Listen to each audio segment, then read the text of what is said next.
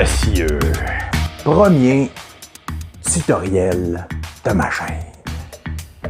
Oh ouais! Toi, t'es un papé gaillard, comme moi. Puis t'aimes ça travailler le bois? Ben on va partir ça comme du monde. S'il y a rien qu'un savoir que t'es obligé de maîtriser avant de passer à l'action, c'est l'aiguisage ou l'affûtage de tes outils. Que tu veuilles travailler avec un couteau, un ciseau, un rabot, un planeur, une dégauchisseuse, des gouges, n'importe quel outil de tournage et même les forêts d'une perceuse, attelle-toi chum, puis apprends à m'aiguiser parce que je te jure que t'as pas fini. C'est tellement un sujet vaste et passionnant que j'en ai c'est un moyen temps à vous montrer tout ça. Mais là, chum, on va se starter ça à base. Ça fait que, quoi de plus passionnant que d'apprendre à aiguiser tes couteaux à toi? Là, le père, pour que tu sois capable de me suivre, on va se faire un petit lexique. Ça, c'est un couteau. Ça, c'est un manche de couteau. Ça, c'est la lame du couteau. La partie ici, c'est le dos du couteau. La partie ici, c'est l'émouture, c'est l'angle de la lame. La partie ici, c'est le fil de la lame ou le tranchant. Puis habituellement, il y a deux biseaux. Un biseau pour le fil et un biseau pour l'émouture. Et dernier petit mot de notre lexique, le morfil. Mais là, c'est quoi un morfil? Ça, c'est une lame vue de face. Lorsqu'on affûte, on passe la pierre sur un côté à la fois de la lame. Lorsqu'on va passer la pierre, il va se créer un petit tourlet d'acier microscopique sur le côté inverse et c'est ce qu'on va appeler le morfil. Puis compte sur moi, chum, le morfil, c'est toute la game. Ça fait que là, on se start ça en champion, puis on va aiguiser un petit couteau de sculpture classique. Un couteau de style Poco, qui possède une émouture scandinave, ce qui veut dire que l'émouture et le fil de la lame sont dans le même angle. Il n'y a pas de double biseau, ce qui est beaucoup plus facile à aiguiser et ça prête beaucoup mieux à une démonstration vidéo. Duchesneau, cesse tous ces préambules et je t'en supplie, rentre dans le vif du sujet. Bon, première affaire, ça te prend une surface 100% plane ou plate si tu préfères. Moi, j'ai utilisé des retailles de mélamine sur lesquelles j'ai collé du papier à sabler, du 120. J'en ai une qui est en 220, une en 400, une en 800 et une en 1500 que j'ai fixé sur ma mélamine avec de la colle ou du bon vieux tape. Ta préférence. Je vous fais une démonstration.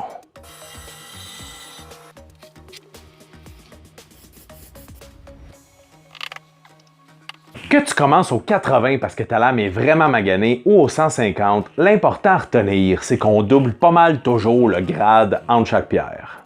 Et là, le gars, il dit « Mike, t'es pas un peu cabochon avec ton histoire de papier sablé? Tu serais pas mieux de prendre une bonne vieille pierre japonaise à l'eau? » Écoute, le millionnaire, si tu veux dépenser ton argent à tout vent, moi, je t'empêche pas. Mais le but de l'exercice ici, c'est d'apprendre puis de comprendre comment aiguiser. Ça fait que, avant de te garrocher dans des pierres à l'eau pis des pierres au diamant qui valent des centaines de piastres, commence donc par voir si t'aimes ça pis si t'es bon. Moi, étant un grand cheap, j'aime bien commencer sur quelque chose qui coûte pas cher pour me faire les dents. On commence par la position. Un comptoir, une table, un établi. Dans le fond, n'importe quoi qui va être à une hauteur confortable pour travailler debout. Parce que on travaille debout. Fais pas ton grand flanc mou de paresseux à essayer d'aiguiser ton couteau assis sur le divan en écoutant la télé. On travaille debout. Ensuite, on pose devant nous notre pierre à aiguiser. Puis l'important, c'est qu'elle soit fixe, qu'elle puisse pas vraiment bouger. Première erreur que les gens font, ils essayent de manger à reculons. Le pire, on mange pas à reculons. Si on regarde la lame au microscope, on va voir que sur le fil de la lame, il va y avoir plein de cheveux microscopiques qui vont un peu dans tous les sens. Ça, c'est le matériel qui fait que ton couteau n'est plus tranchant. Puis ça, tous ces petits cheveux-là, si on recule, on va prendre tous ces petits cheveux-là et on va les licher vers l'avant.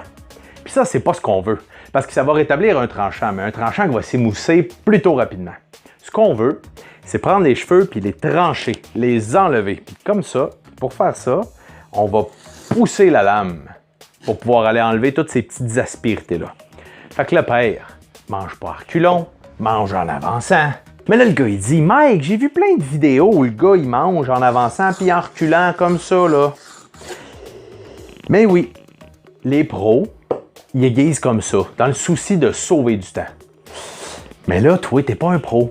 Fait qu'apprends donc à marcher avant d'apprendre à courir, puis mange en avançant. Bon, on commence. Tu prends ton couteau, comme ceci, poignet barré, et tu viens l'appliquer à plat sur la pierre, à plat comme ceci. Et là, tu vas te mettre 2 doigts vers la pointe de la lame et tu vas basculer la lame jusqu'à ce que le fil de ta lame soit à plat contre la pierre. Mais là, comment est-ce que tu sais que le fil de ta lame est à plat sur la pierre? Je vous explique. Premier truc, on va se fier à la petite partie d'ombre qui se trouve sur le couteau ici. On appuie la lame, on la bascule et lorsque l'ombre disparaît complètement, ça veut dire que le fil de la lame est bien appuyé contre la pierre.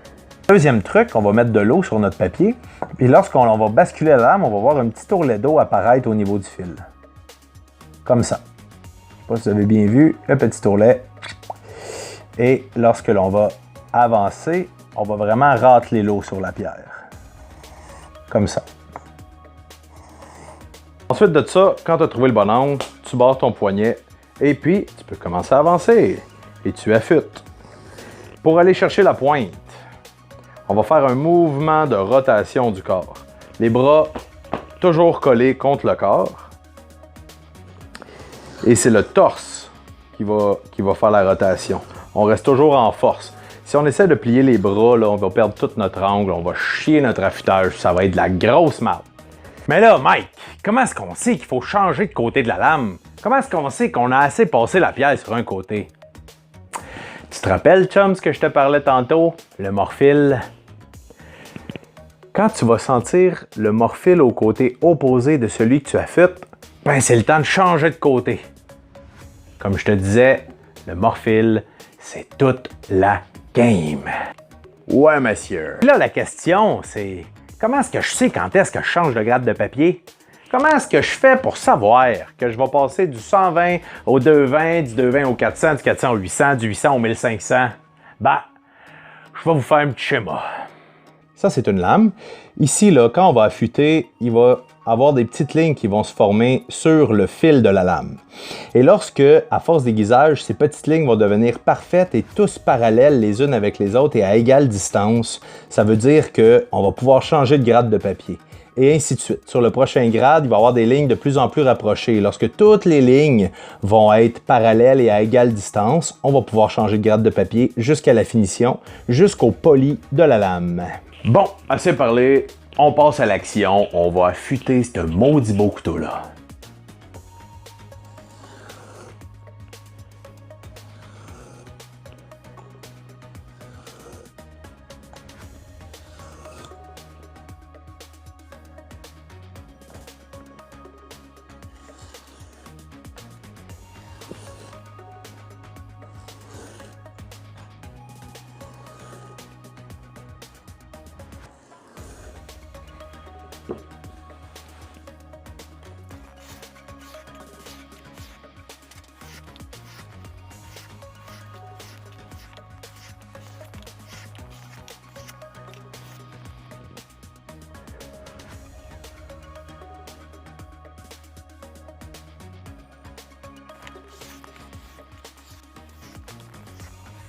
Alors voilà le fini de la lame une fois passé au 400. On continue au 800 et au 1500.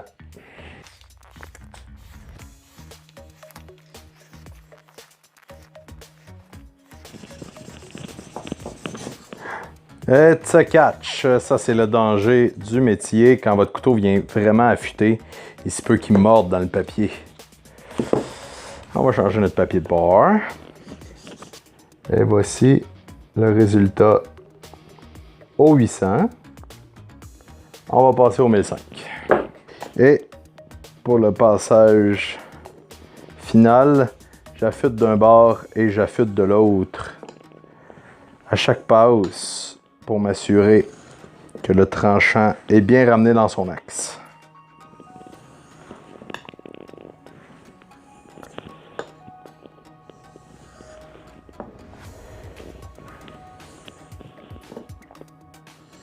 Et ça, ben, c'est le tranchant après le passage au 1500.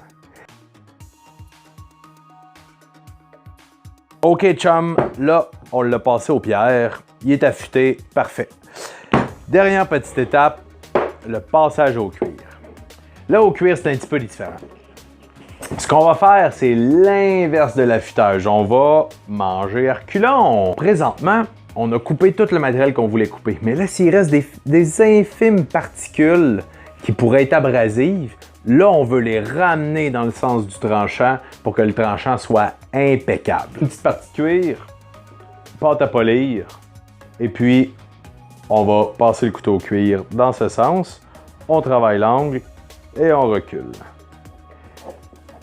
Et là, on s'applique à le polir.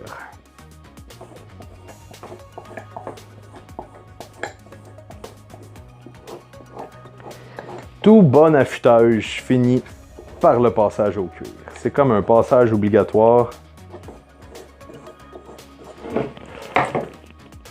Oh yes! Ce couteau-là est très aiguisé. Et voilà le résultat. On peut voir ici que la lame est quand même assez polie. Ça aurait pu être mieux, mais je suis vraiment pas quelqu'un de patient. Alors, je vous fais un petit test de coupe pour démontrer. Et voilà.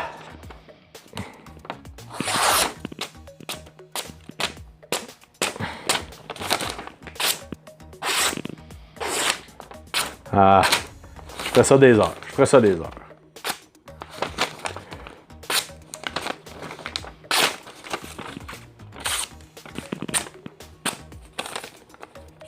Ce que je viens de vous montrer, c'est la technique d'affûtage que j'utilise personnellement pour restaurer une lame qui est particulièrement maganée. Mais je vous conseille quand même de le faire au premier affûtage que vous faites à n'importe quel couteau. Parce que quand le couteau sort de l'usine, il y a un angle précis au niveau du fil de la lame. Et cet angle-là est très dur à aller rechercher avec votre poignet. C'est très dur à s'adapter. Par contre, si vous refaites toutes les étapes que j'ai montrées en partant sur un gros grain de papier sablé, vous allez légèrement modifier l'angle du fil, mais ça va être un angle qui va être adapté à votre poignet et à votre posture. À la suite, vous allez pouvoir répéter un affûtage qui va être beaucoup plus rapide parce que l'angle va être déjà intégré. Ensuite de ça, vous n'êtes pas obligé de répéter tous les grains de papier à chaque fois. Dépendamment de l'utilisation que vous allez en faire, le 800 ou le 1500 vont faire amplement le travail. Et là, vos tranchants vont être nickel. Oubliez pas le cuir. Et puis c'est tout pour aujourd'hui. J'espère que vous avez aimé ça. Si vous voulez m'encourager, la première affaire à faire, c'est de vous inscrire sur la chaîne YouTube. Likez mes vidéos puis partagez-les autant que faire se peut. Ça là, ça serait blood sur un pas pire temps. Puis ça m'encouragerait à en faire de nouveau. Encore et encore. Puis si vous n'êtes pas inscrit à YouTube, ben inscrivez-vous à YouTube, s'il vous plaît.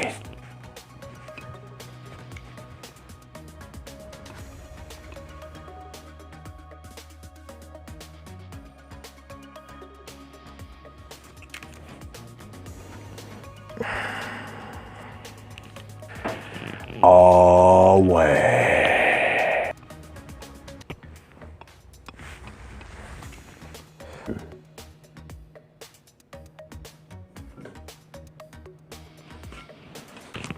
Je suis pas bon.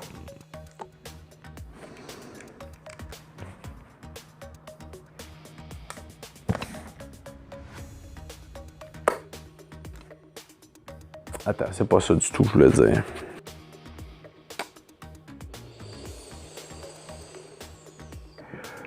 C'est bon, ça.